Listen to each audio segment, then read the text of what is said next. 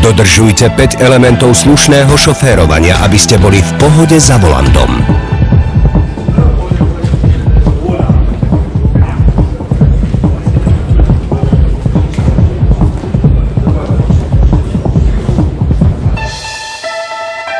Pred vami je zápcha. Asi s tým nič neurobíte, neoplatí sa kvôli tomu stresovať. Dajte si hlasnejšie rádio a relaxujte.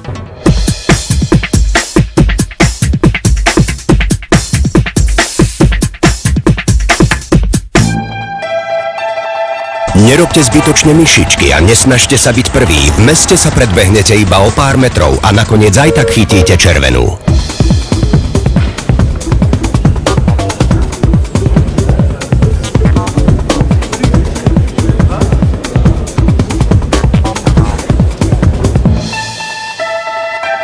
Taký telefonát počas jazdy môže byť poriadne otravný. Sústredte sa radšej na okolie a vychutnajte si cestu.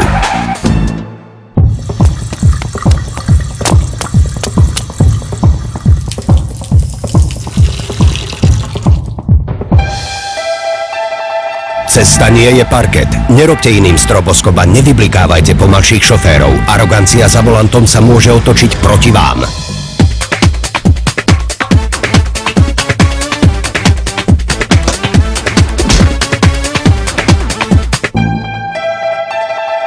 Dodržujte bezpečnú vzdialenosť a nelepte sa zbytočne na autá pred vami. Znervóznite tak seba aj toho pred sebou.